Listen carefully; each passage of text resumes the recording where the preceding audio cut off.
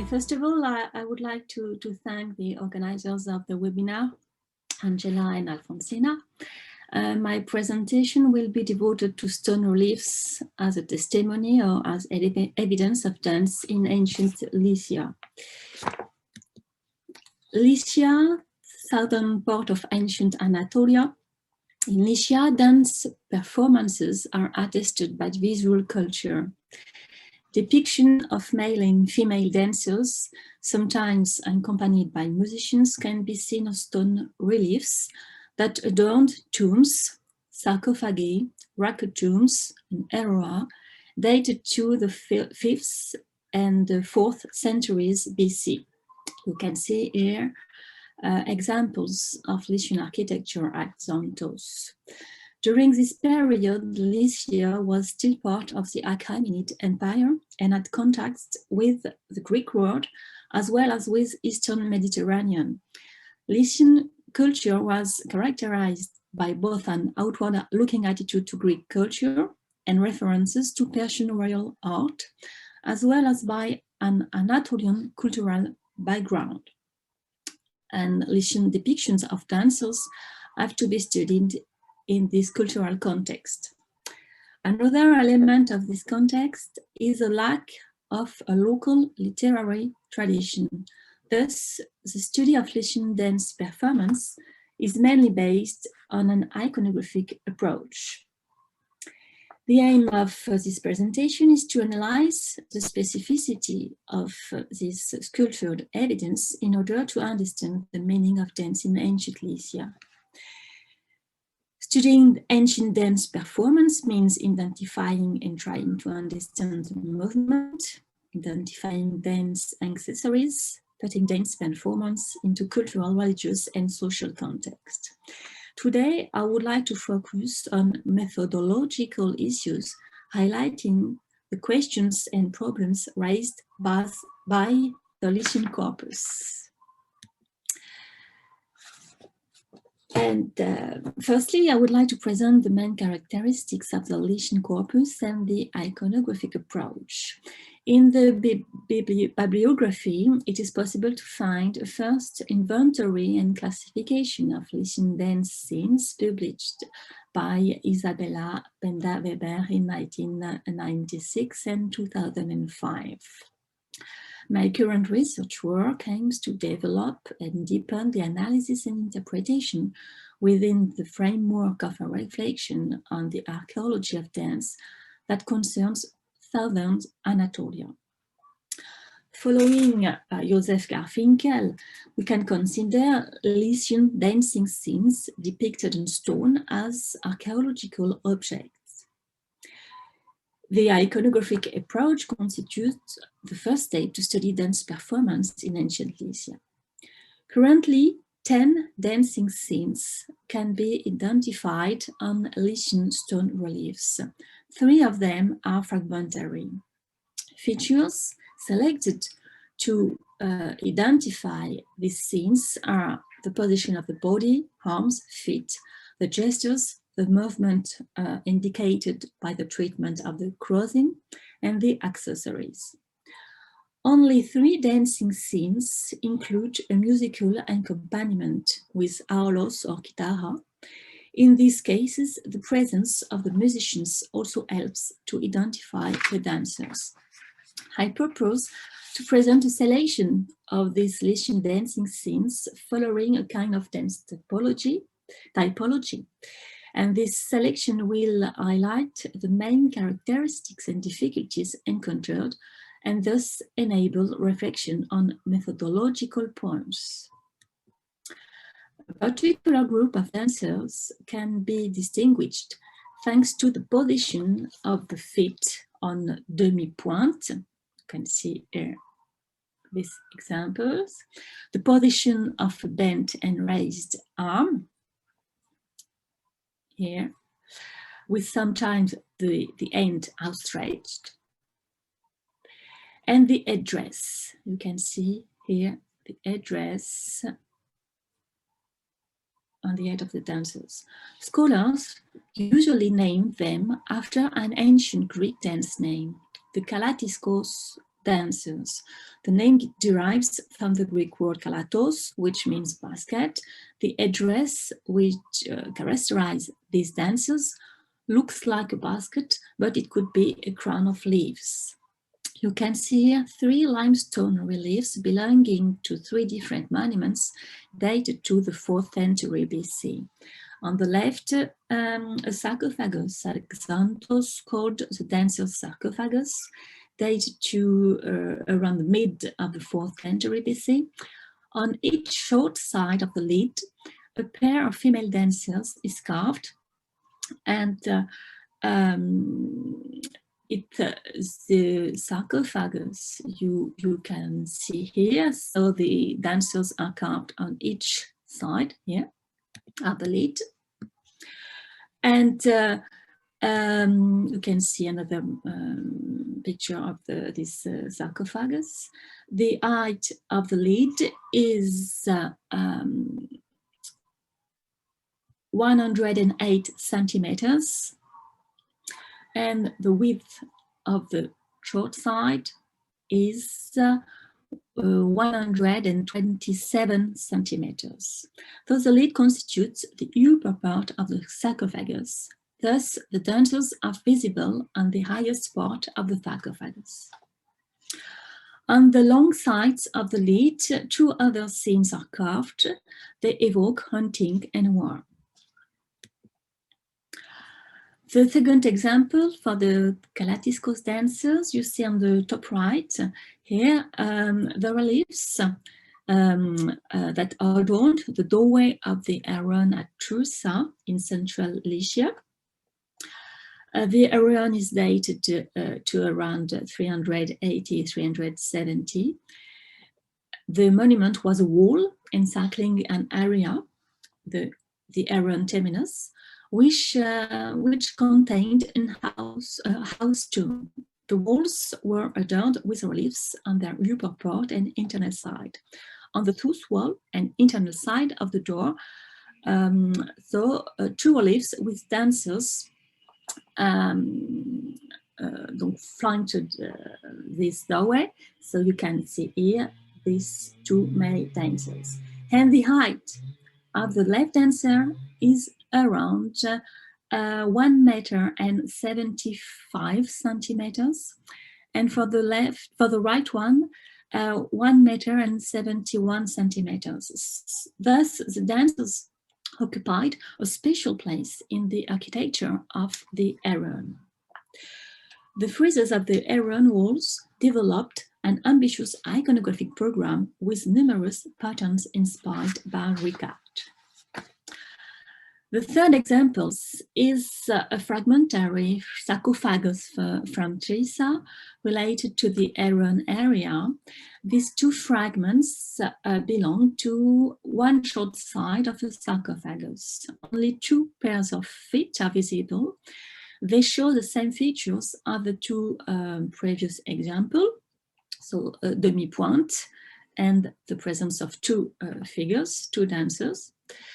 It constitutes the only evidence to classify these depictions among the group of Kalatiskos dancers. On the other fragments of the same sarcophagus, the reliefs may evoke audience and banquet. Apart from the Kalatiskos dancer, there are female and male dancers associated with banquet scene on the frieze of the Aron south wall. You see here these stone reliefs. The treatment of clothing may indicate a rotation for the female dancers on the left, here, for example, accompanied with aulos players. We recognize the banquet motif on the upper part of the frieze, with men reclining on clean eye. No dance accessories can be seen, but here musicians are depicted. The last example I would like to present comes from Xanthos. This limestone relief may have belonged to the front of a tomb, but the tomb is unknown. It may be dated to around 470 450. The width is 38 centimeters and the height 40 centimeters.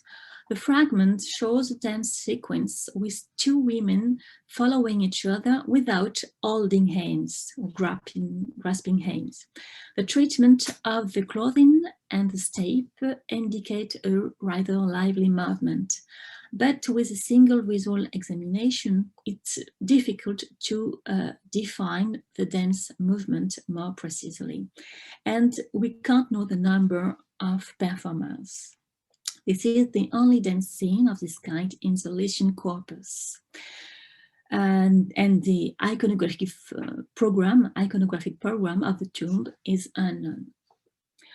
The presentation of these significant examples enable to list certain numbers of elements that we have to take into consideration to carry out the iconographic and iconological approach in order to understand both the dance movement and the meaning of dance performance. Here is the list. The reliefs can be fragmentary and bad preserved. A particular moment has been chosen by the craftsman to represent the movement. A particular carving style and figurative conventions have been used by the craftsman too. The stone reliefs offer a two-dimensional representation.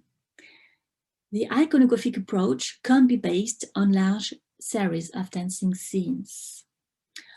Often there are no elements that give an indication of the context of the theme. The exception is the banquet motif associated with a dance scene. The iconographic program in which the dance scene is inserted is not always known. To study the Lycian dancing scenes, we have to take into consideration the question of cultural transfers too.